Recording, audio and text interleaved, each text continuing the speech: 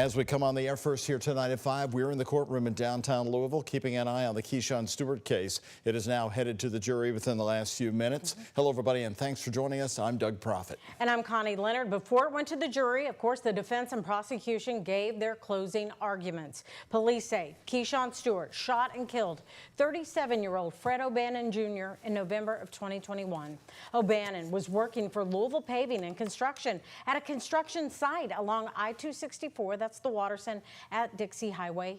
And LMPD officer working off-duty security was also shot in the face that night, but did survive. That's right. His name, Chris Lane. He even testified in this case. During opening arguments, Stewart's defense did not deny his actions that day, but asked the jury to decide whether he intentionally committed those crimes.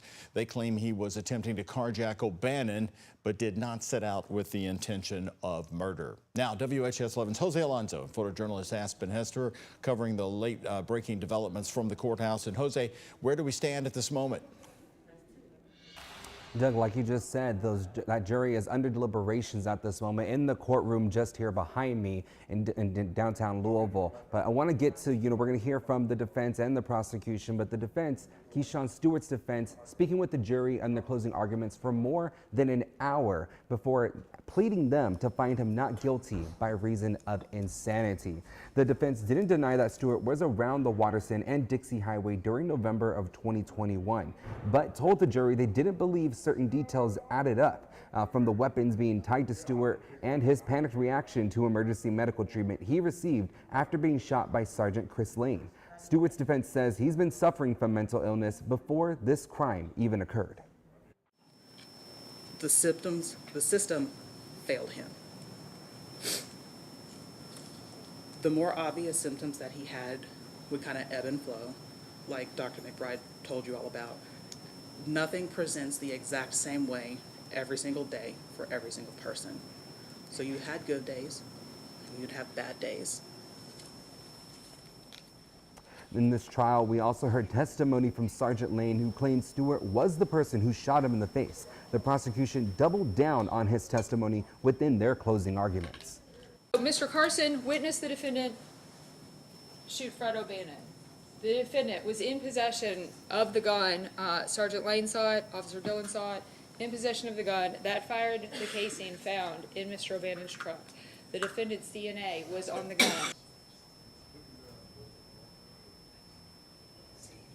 The prosecution also went on to say Stewart could not be insane because there is no mental illness to cause him to lack this substantial capacity to either the criminality of his conduct or to conform his conduct to the requirements of the law. And like we just said, the jury is currently under deliberations right now, so the fate of Stewart's future is in their hands. Reporting live in Louisville, Jose Alonso, WHAS11 on your side. All right, Jose, thank you. We'll check back in with you in a few minutes. Governor Andy Beshear gave new details today on the plans to redesign and reopen the Jefferson County Youth Detention Center, a facility which closed years ago. He says bringing it back is part of a broader effort to improve safety and outcomes for young people in custody. The effort now includes expanding mental health services across all of the DJJ facilities. These youth have complex needs and backgrounds. Now these mental health providers can better address the individual needs. We also amended contracts allowing 2 psychiatric nurse practitioners to treat youth on a regular basis at every facility. And for the first time, every detention center now has a mental health director on staff. Beshear says the goal is to address trauma, reduce violence, and give youth a better chance at success when they return to their communities. Also today, he signed 2 emergency regulations to update their isolation policies. This now requires leadership to review and approve time limits on solitary.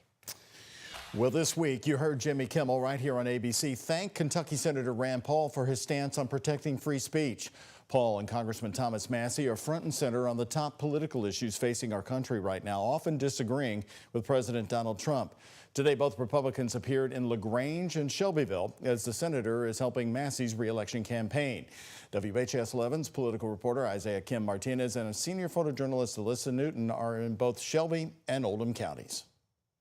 How you doing? How are you? Good. Republican Congressman Thomas Massie finishing up his statewide tour in Oldham and Shelby counties. where he addressed the current climate over free speech. There shouldn't be anything such as hate speech.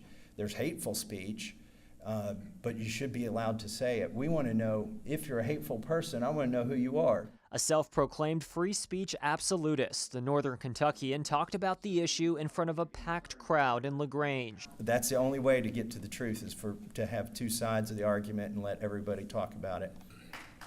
Thank you. Massey was joined by Republican Senator Rand Paul, who's endorsed Massey in his fight to fend off a primary challenger next year promised by President Donald Trump. And I'm not even sure the president's going to follow this all the way to the end.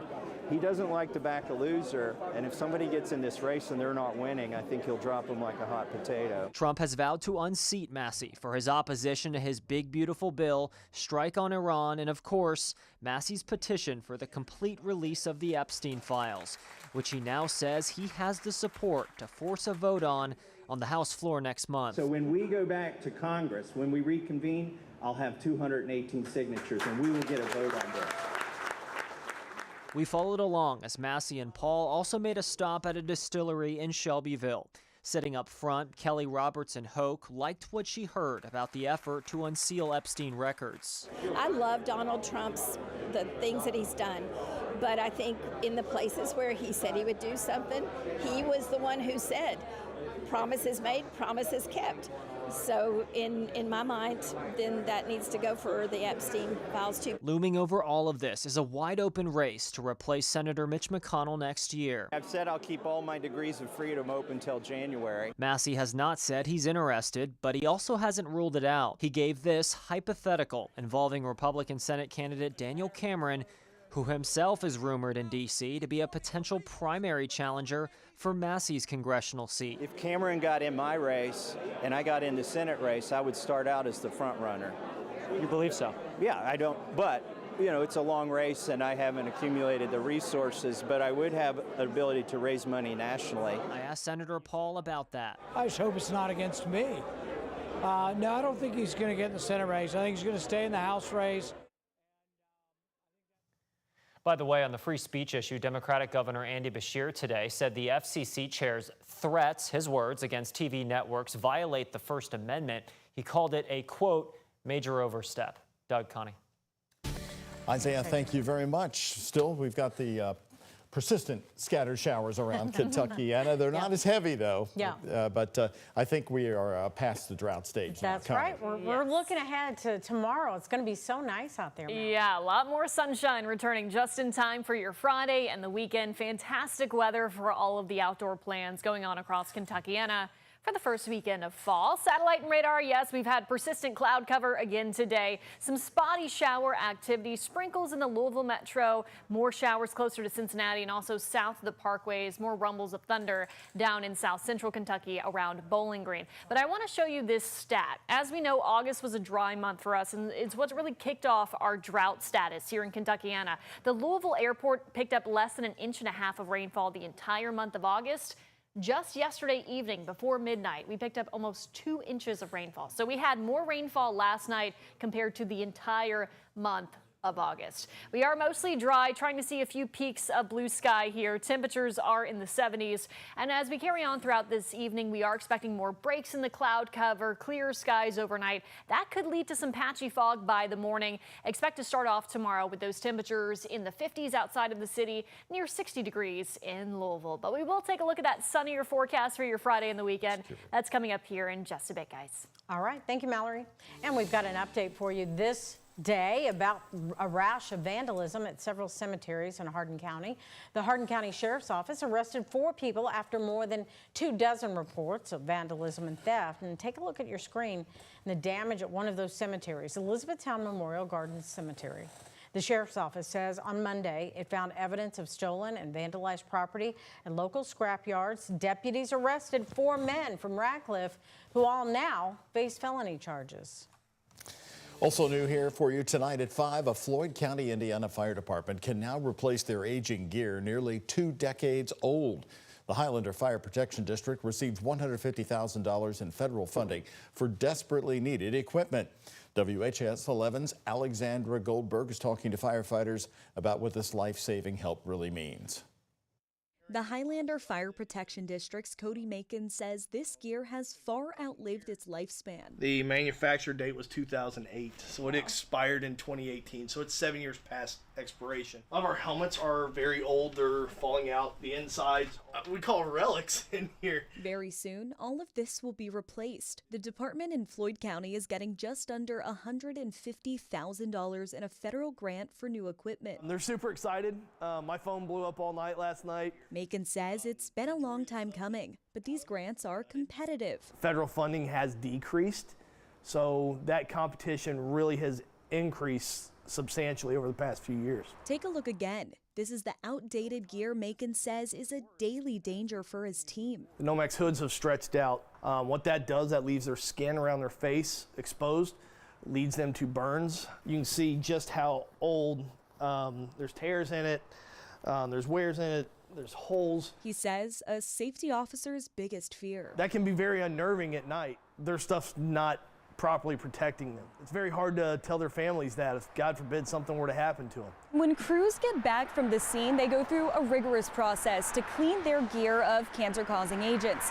But the new gear has an extra layer of protection against that. So we can wash this over and over again and properly decontaminate this gear, but there's still carcinogens or cancer-causing agents in these gears. The new equipment will have a type of film that contains a cancer reduction agent. According to a new study from the American Cancer Society, being a firefighter increases the mortality risk for most cancers. Macon says this is the funding they needed to keep the crew protected so they can best serve Floyd County. Alexandra Goldberg, WHAS11 on your side.